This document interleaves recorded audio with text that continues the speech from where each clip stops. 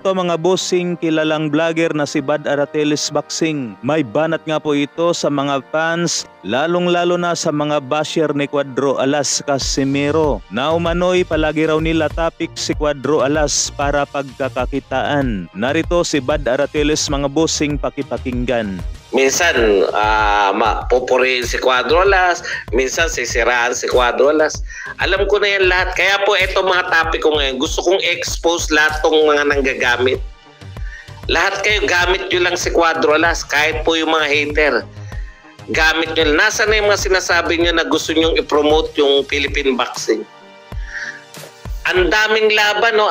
In fact, may mga lalaban ng championship ngayon. Bakit hindi nyo sila i-promote? Hindi naman siguro kayo ban sa kanila. Bakit hindi sila ang topic nyo? Ako, tama. Inaamin ko. Alam mo kung bakit Almoneras? Akala mo naman na, akala mo ba hindi ako real talk? Real talk ako pati sa sarili ko. Bakit laging si Casimero ang topic ko? Puta, dati ganito ginagawa ko. Pag wala kong update kay Casimero, hindi ko siya tinatapik. Nakikita ko yung ibang boxer, pati ibang vlogger pati yung mga hater kumikita sila, ako hindi puta ko itong mga hater na to, nagalit na galit kay Casimero, pinagkikitaan si Casimero. Ako na tagapagtanggol ni Casimero, hindi kumikita kay Casimero dahil ayaw ko magbalita pag walang update. Sila nag-iimbento ng update, kumikita kay Casimero, hater. I-real to kita, kala mo ba nasasaktan ako sa sinasabi mo? Sino ba yan? Ano ba pangalan nun? Si Chris Antonares. Akala mo ba nasasaktan ako? Tama ka. Magaling ka mag-observe. Ilang araw na ako panay update kay Casimero. Pero wala namang update. Ang maganda lang sa akin, hindi ako nagkukunwari. Hindi ako nagkukunwari na kunwaring may update. Pero wala talaga. Ako ang nagsasabi na walang update kay Casimero. Pero bakit pinag-uusapan si Casimero? Hindi mo ba naintindihan hanggang ngayon, Altomares? Ayaw nyo matsa hindi kay Casimero, gustong-gusto nyong marinig. Kung ano nagaganap kasi kay Casimero, kasiraan man yan. Hindi, okay lang ako. Di ba? Kasiraan man yan.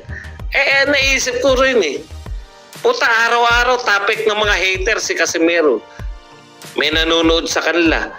Akong mga Casimero, akong tunay na nagtatanggol kay Casimero, hindi kumikita dahil binabalita ko si Ryan Garcia, ibabalita ko ito si Tank Davis, ibabalita ko itong nangyayari kay Usyk at saka kay sila solidly, suriin natin. Ito, bakit hindi mapapalaban si Casimero? Naku, ito, si Jason kasi ang may kasalanan ng lahat. Kumikita sila. Di pagkitaan ko rin si Casimero. Ano kayo lang? Di ba? At least ako pinagtatanggol ko si Casimero. Hindi ako mahihiya na itapi ko si Casimero. Ay, ang mga yan, makakapal ang mukha. Bakit makakapal ang mukha ng mga yan?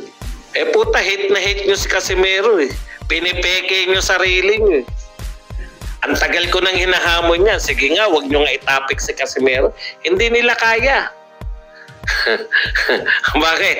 Ako kaya kung hindi magtapik si Casimero Mamaya lang, topic ko, politics Libo nanonood sa akin dun Kaya nga, ine-expose ko na lang sila na galing lang naman sa mga utak nila yung update. Wala naman talagang update dahil yung TVP, may sariling channel yun.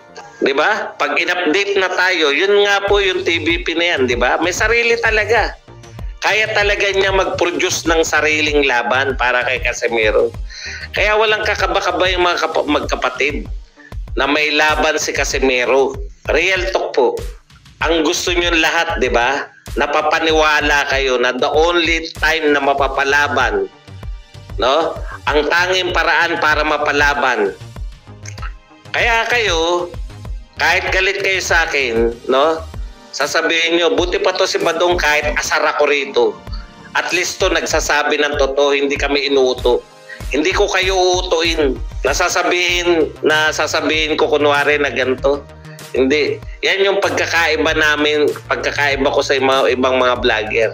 Yung ibang mga vlogger, mahilig pa yung kala mo talaga yung ano sila, no? Yung eto, kahit po mga kakampi ni Casimiro, minsan nakakaasar na rin pakinggan eh. Nakala mo sila yung nagdala ng karera kay Casimiro.